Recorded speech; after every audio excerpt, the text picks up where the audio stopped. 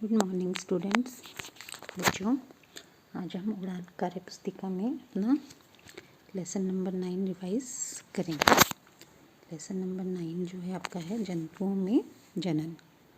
तो लेसन के स्टार्ट से पहले इम्पॉर्टेंट कॉन्सेप्ट जो इसमें है वो है जनन जो है दो प्रकार का है, लैंगिक और अलैंगिक। स्टार्ट करते हैं हम अपना पहले कार्यपत्रक से। क्या आपने ये चीज़ें पहले देखी हैं, हाँ या नहीं? अब यहाँ पर कुछ बना नहीं हुआ, हो सकता है ये थोड़ा सा मिसप्रिंट है, आप इसको छोड़ दें। नेक्स्ट क्वेश्चन देखें। क्या आलू के टुकड़े से नया आलू का पौधा उगाया जा सकता है? हाँ। तो आप करके भी देख सकते हैं, हमने अपने स्कूल में बच्चों ने करके देखा और अब उसमें आलू लगे हुए हैं। क्या अपने पेन से नया पेन बनाया जा सकता है? ऑब्वियसली नहीं बनाया जा सकता। पेन जो है निर्जीव वस्तु है। आलू के टुकड़े से नया पौधा बनाने के प्रक्रम को क्या कहते हैं? इसका नाम है बच्चों कायिक प्रवर्धन। कायिक प्रवर्धन, इस प्रक्रिया को हम कायिक प्रवर्धन कहते हैं। क्या मनुष्यों जंतुओं में यह प्रक्रम पाया जाता है? तो यहाँ पे आएगा आपका नहीं। मनुष्यों में इस प्रकार का कोई प्रक्रम नहीं पाया जाता। दूसरा कार्यपत्रक देखिए बच्चों अपना। इसमें आपको एक पुष्प का चित्र दिया गया है। सबसे पहली एक्टिविटी है दिए गए चित्र को नामांकित करिए। तो ये पहले हम बहुत बार कर चुके हैं। ये क्या है हमारा बाह्य दल। बाह्य दल।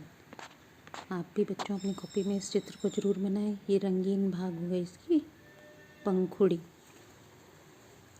पंखुड़ी।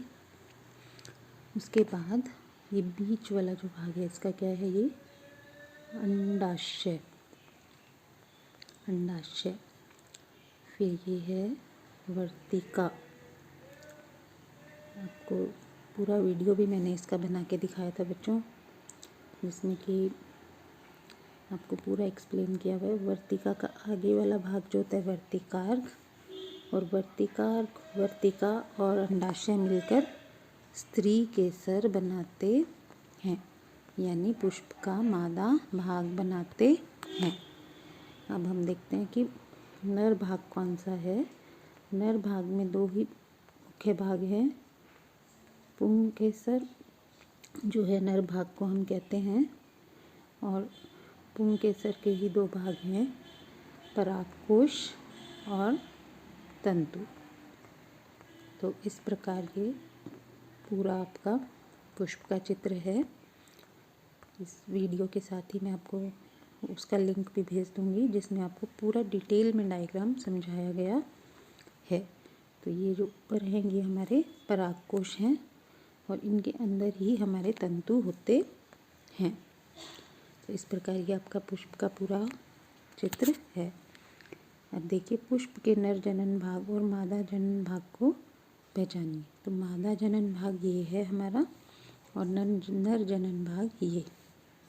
उसके बाद है नर जनन अंग तथा मादा जनन अंग किस प्रकार से जनन में सहायक होते हैं? तो ये लैंगिक जनन में सहायक होते हैं, क्योंकि दोनों भाग ले रहे हैं। तो दोनों जब भाग लेंगे तो उसे हम लैंगिक जनन कहते हैं। इसके बाद तीसरा कार्यपत्रक है बच्चों आपका। सभी जंतु अपनी जैसी संतान पैदा करते हैं। नीचे दी गई तालिका में जंतु और उसकी संतति के बारे में दिया गया है, इसका सही मिलान करें। तो यहाँ पर आप देखिए मनुष्य जो है उसके शिशु को हम क्या बोलते हैं? मनुष्य जो है उसके शिशु को हम शिशु ही बोलेंगे, शिशु से मिलान करेंगे। उसके बाद अगला है बच्चों बिल्ली। बिल्ली जो है उसके बच्चे को हम बिल्लोटा। उसके बाद जो है अगला है आपका मुर्गी। मुर्गी के बच्चे को हम बोल देते हैं चूज़ा।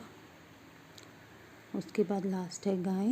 गाय के बच्चे को हम बोलते हैं बछड़ा। तो इस प्रकार आप इसको कंप्लीट करेंगे। आगे चलते हैं। उसके बाद बच्चों ये आपको दिख रहा ही है यहाँ पर, क्या है ये रेशम कीट का जीवन चक्र। ये भी बच्चों आप अपनी कॉपी में बनाएंगे। और इस पूरी प्रक्रिया का एक नाम भी है बच्चों, कायांतरण। कायांतरण वो प्रक्रिया है जिसमें कोई भी जीव जो है उसके शरीर में बहुत सारे परिवर्तन होते हैं जिससे एक नया जीव बनता है। इस प्रकार की प्रक्रिया को कायांतरण कहते हैं। तो सबसे पहले यहाँ क्या होता है, रेशम कीट वो क्या देगा, अंडे, उससे क्या निकलेगा, लार्वा। यहाँ पे लार्वा, ये क्या है आपका प्यूपा, और अंत में वो किस में बदल जाएगी, तितली में।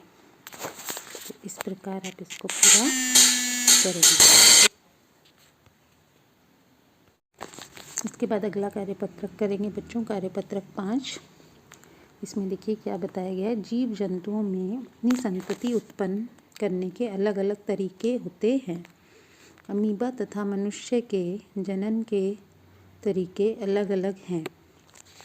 तो आप यहाँ देख रहे हैं ये अमीबा का चित्र बना हुआ है। और अमीबा जो है जनन किस प्रकार करता है, देखिए यहाँ पहली स्थिति ये है, उसके बाद यहाँ ये थोड़ा सा लंबा हुआ और फिर 2 भागों में बट गया। तो इस प्रकार के जो जनन की विधि है उसे हम द्विखंडन कहते हैं। द्विखंडन विधि से अमीबा जो है जनन करता है।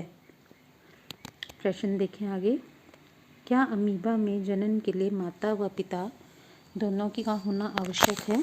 नहीं, केवल एक ही जीव जो है वो जनन प्रक्रिया में अपना योगदान देता है या उसे पूरे प्रोसेस को करता है।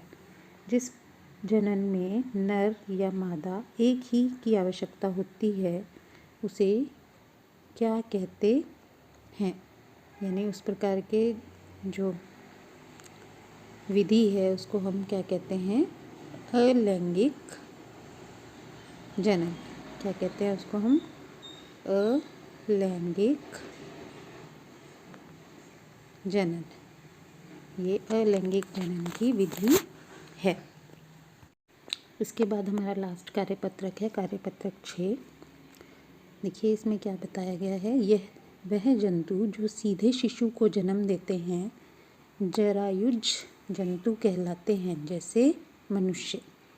वह जंतु जो अंडे देते हैं अंडप्रजक जंतु कहलाते हैं, जैसे मुर्गी।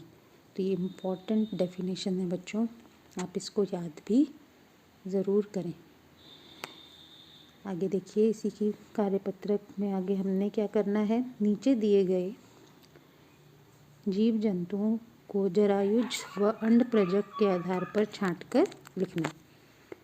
तो ऊपर आपको परिभाषा बताई दी। तो गाय जो है वो बच्चे को ही जन्म देती है तो जरायुज, कुत्ता भी जरायुज, छिपकली जो है अंडे देती है, तितली भी अंडे, कछुआ भी अंडे, बतख भी अंडे, मगरमच्छ भी अंडे, भैंस जरायुज, बकरी जरायुज, सांप अंडप्रजक, मेंढक भी अंडप्रजक, तोता भी अंडप्रजक, मछली भी अंडप्रजक, भेड़ जरायुज, भालू भी जरायुज, शेर भी जरायुज और बंदर भी जरायुज। तो ये थोड़ा सा लाइंस की वजह से आपको थोड़ा इम्प्रॉपर लग रहा होगा बच्चों, लेकिन आप इसको साफ साफ दोनों कॉलम्स में लिखें जिससे कि आपको अच्छे से इस टॉपिक की क्लैरिटी हो जाए। तो इस प्रकार इस पूरे लेसन के हमने 6 के 6 कार्यपत्रक कर लिए बच्चों। मुझे उम्मीद है कि आपको समझ में आ गए होंगे। और फिर से एक ही बात, टेक्स्ट बुक में से पढ़ना आपने बिल्कुल नहीं भूलना।